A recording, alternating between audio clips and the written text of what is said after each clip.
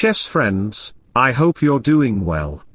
Today I have a very intriguing and brilliant chess game where I played the King's Gambit against the Torch chess engine, currently the number 2 engine in the world. Yes, an engine. No emotions, no mercy, just cold calculation, and that's exactly why this game is interesting. In this video, I'll walk you through the opening ideas, strategies, and tactical traps used in the game. So let's begin without wasting a single second. I started the game with pawn to e4, and after pawn to e5, I immediately went for pawn to f4, initiating the King's Gambit.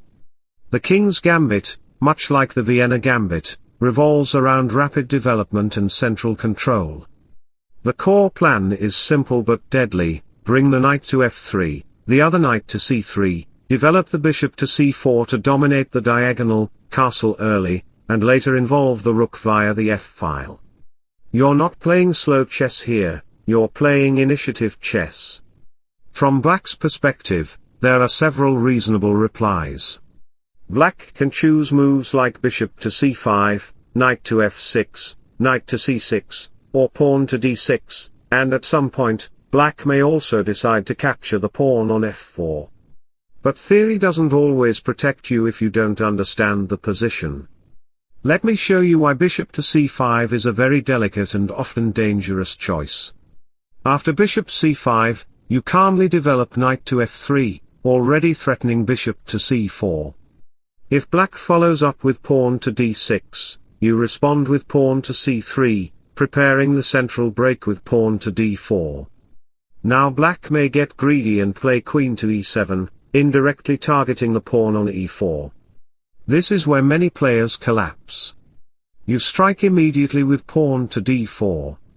After the capture and recapture, yes, the pawn on e4 becomes vulnerable, and Black can indeed capture it. But here's the critical moment: when Black gives check, do not block it with your bishop or queen. You simply slide the king to f2. Calm. Cold. Precise. That pawn on d4 is rock solid, and your bishop is already under attack. If you block with the bishop, your position is simply lost. Why? Because I can then play bishop to e5, and regardless of how you respond, rook to e1 comes next, pinning your queen to the king. At that point, the game is essentially over. This is not theory, this is punishment. So going back to the earlier position, you can see why bishop to c5 is actually a vulnerable and risky move. Even natural-looking development with knights can walk straight into hidden traps. I've already made a detailed video purely on the King's Gambit, which you can check out after this one. I'll leave the link in the description. Now, coming back to the actual game. Torch decided to accept the gambit and captured the pawn on f4. After knight to f3, Black had options like pawn to d6 or knight to c6, but instead, Torch chose aggression and played pawn to g5, supporting the extra pawn. Engines love material. Egos too. So I immediately tried to break both his pawn structure and his confidence by playing pawn to h4. If Black responds inaccurately with moves like pawn to h6 or pawn to f6, the position becomes extremely uncomfortable.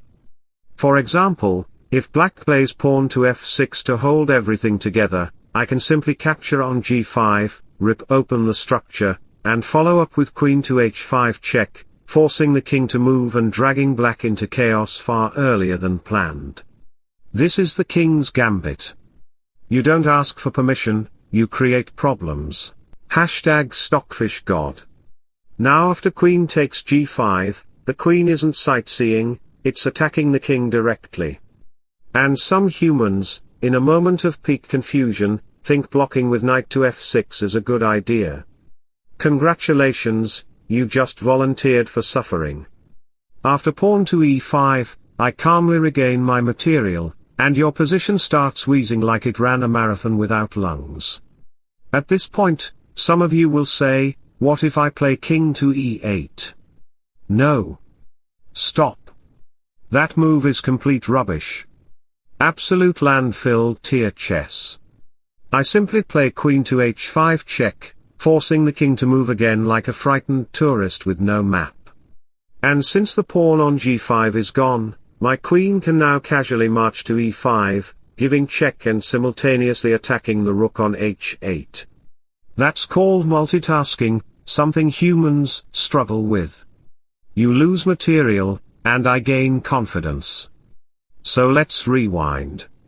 We've already established that pawn to f6 is a horrible move, which is why Torch, being an engine and not a YouTube comment section, avoided it and instead played pawn to g4, forcing my knight to move. When my knight lands on e5, you can immediately see the problem, it starts bullying two pawns at once. Then I play pawn to d4, attacking another pawn, and suddenly bishop to c4 is coming in like an unpaid tax notice. After pawn to e4, my position is stable, my pieces are active, and black is already uncomfortable. Now black may consider moves like pawn to d6, knight to c6, or bishop to g7. Torch chose knight to c6, which is fine. Not good, not bad, just human-approved mediocrity. Here's the funny part. I'm clearly pressuring the pawn on g4, but instead of addressing that, black plays knight to c6 just to poke my knight. So I respond with knight to c3, and now some of you might think, let me kick that knight with pawn to d6 or play bishop to g7. Playing bishop to g7 here is a beautiful mistake.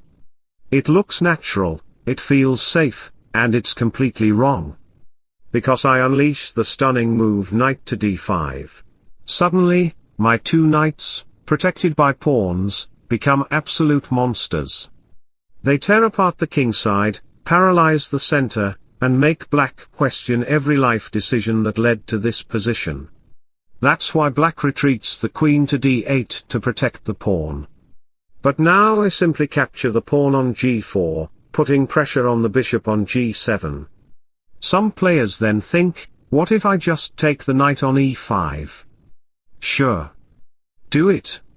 After the capture and recapture, I play the absolutely filthy move queen to g7, attacking the rook and the knight at the same time. One queen, two threats, again, multitasking. Now someone in the back might argue for king to f8 to protect the bishop. Cute idea. Doesn't work. I can sacrifice my knight on f7, trapping your queen and rook in a nightmare they can't wake up from.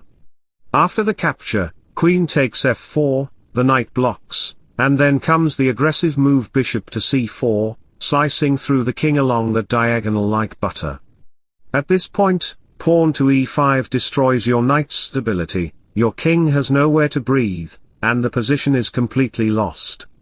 And if you dare to move your king back to e8, I simply castle, calmly, confidently, while putting pressure on your knight and reminding you that this game was over 5 moves ago. This isn't just chess.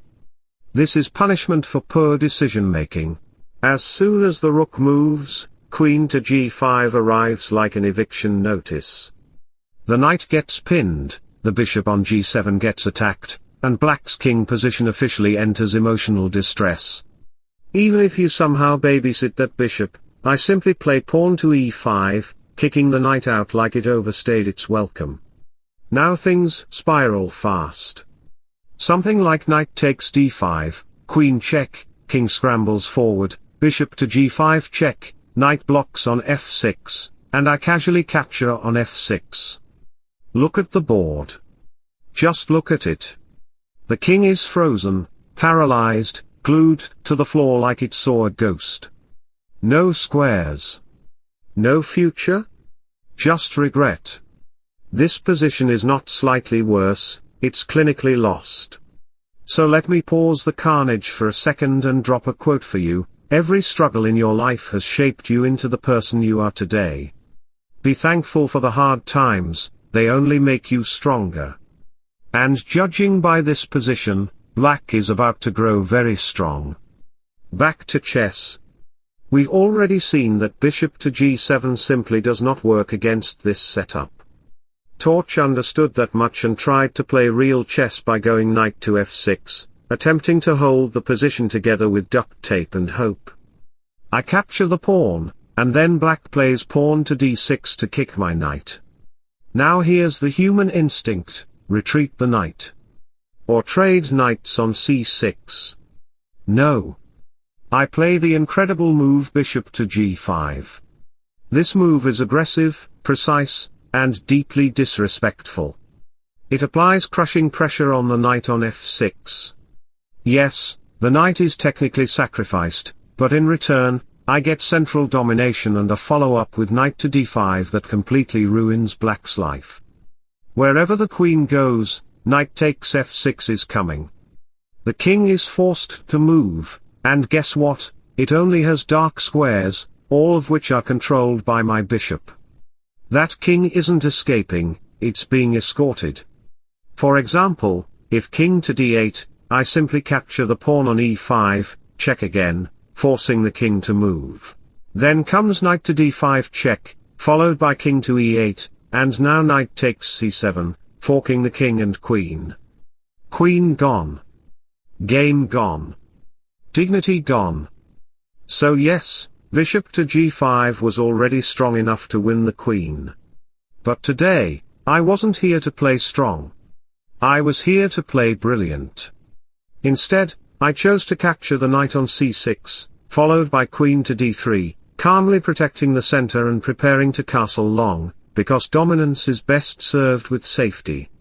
Black plays pawn to h6 to protect the g5 square, so I respond with pawn to h5, and now the knight jumps to d5, putting pressure on both the knight and the bishop. The pawn on e4 is pinned, exchanges happen on d5, and then I castle long. At this point, everything is ready. The rook can swing to e1, pressure builds on the file, and black is stuck defending a position that was already lost 10 moves ago. This is not an opening trap. This is what happens when confidence meets preparation and human logic meets reality. He captures the pawn, and after I give him a check, the bishop waddles over like an emergency firefighter, and then my queen calmly goes to b7, exerting pressure on the queen side. Meanwhile, rook to e1 is loading in the background, eyeing that pawn like a debt collector waiting for payday. After just a couple of moves, you can already see the truth. The king's position is a complete hodgepodge of defensive nonsense. Every black piece is crowded around the king, not because they're coordinated, but because they're panicking. Torch's position here is like a turtle pulling its head into the shell, great for survival documentaries, terrible for chess. The pressure on the d6 pawn is so intense that the bishop literally cannot move. Castling safely. Not happening. The bishop is glued to that square because bishop to e5 check would instantly turn the position into a historical tragedy, Shakespeare style.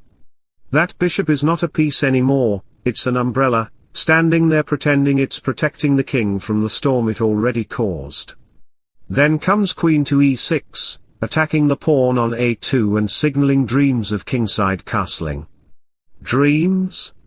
I simply capture the pawn, protect a2, and suddenly I'm left with two connected passed pawns on the queen side. In chess terms, this is excellent. In real-life terms, this is compound interest. Einstein called it the most powerful force in the universe, and black just took a loan with no repayment plan. After a few moves, we see pawn to g3 to protect the bishop. Now black has what I like to call split-point horns, weaknesses that can be targeted from multiple angles. My pieces start circling like satellites, calculating trajectories, because physics doesn't care about hope. After bishop to g5, queen to e3, and rook to d4, the pawn on e4 is under serious pressure. Black tries rook to a8, followed by pawn to a3, king to b1, and bishop exchanges on a4. When the queen moves, the bishop comes in again, and suddenly the pawn on g4 is under pressure. The rook can also join the party, because pressure, like gravity, increases with mass. A few moves later, the rook prepares to invade the 7th rank via b7, which is every chess player's version of breaking into Fort Knox. That's why black panics and plays pawn to f5 to stabilize the structure. Spoiler alert, it doesn't stabilize anything. After queen to d4, the kingside becomes a minefield. The pawns are overcommitted, like an army that marched too far without supply lines. This is Napoleon in Russia, not a defensive masterpiece. When the rook moves and exchanges happen on b7, I push the pawn on a4. The plan is simple, ancient, and brutal: push the two connected passed pawns. Roman legions did it. Endgames do it. History always repeats itself. And before continuing the execution, let me drop a line for you: rest, but never quit. Even the sun has a sinking spell each evening, but it always rises again at sunrise. Every soul is born again. Unfortunately for black, this position is not getting a sunrise. After rook to a1, energizing the pawn push and threatening to advance the b-pawn with support from the bishop and queen, black plays rook to a5. I respond with queen to e7, then rook to c1, and pawn to c4. My plan is clear: king to a3, followed by bishop to d1, overprotect the pawn on a4 like a paranoid chess god, and then push the pawn. At this point, the end is not philosophical, it's mechanical. I am going to push my passed pawns, promote them, and checkmate as efficiently as a laboratory experiment. No drama, no miracles, just cause and effect. Bishop to d1 enters the game, and now the plan is no longer subtle, it's industrial. After the rook moves and the pawn marches to c5, pressure explodes because I'm aiming for two connected passed pawns in the center. Every chess book ever written screams one thing here: this is bad news. Torch doesn't like the idea, obviously, so the queen flies to h4, attacking pawns and dreaming about kingside counterplay. Nice dream. Completely irrelevant. My pawns are faster than his. Not metaphorically, literally. These pawns are moving like a Japanese bullet train while his are still stuck at the railway station arguing with the ticket inspector. They reach c6, attacking the bishop. Now yes, moving the bishop back is legal. But it's also cowardly. Because queen to e3 calmly steps in, protects the pawn, and suddenly you're staring at three connected passed pawns. Three connected passed pawns are not pieces, they're a prehistoric weapon. This is not chess anymore, this is Jurassic Park. A T-Rex has entered the board, and your position is the GOAT. Science agrees: more mass, more momentum. Newton would nod silently. We see moves like pawn to g2, pawn to b5, king to e7, queen to g4, pawn to b6, queen to f3, and then queen exchanges. At this point, both sides are racing to promote. The difference? I promote first. Capitalism 101, whoever gets there first wins. My pawn becomes a queen, his dreams become a memory. A few moves later, queen to e3 shows up, multitasking like a Tesla machine. It pressures the bishop, protects the rook, and also guards the g1 square, stopping any funny business with promotion. He is forced to promote another queen, and I simply capture it. Extra material, extra confidence, extra despair. The endgame is no longer a question, it's a formality. Now, returning to the earlier moment, yes, moving the bishop back was cowardly, and Torch actually did it. He then captures the pawn on e4, pressuring the rook and preparing to push the g-pawn, hoping for a miracle. Physics check: miracles are not reproducible. Chess doesn't allow them. After pawn to g2 and rook to d8, the g1 square is already well protected by my queen, so I calmly play pawn to b5. A few moves later, he captures on b6, queen to c6 appears, and I capture the pawn on d6. Look at the board now. Three connected passed pawns. Secure king. Active pieces. This is textbook domination. There's a queen check, then queen to f3, followed by queen to c5. That move isn't flashy, it's lethal. It protects the g1 square again, denying promotion like a strict security guard.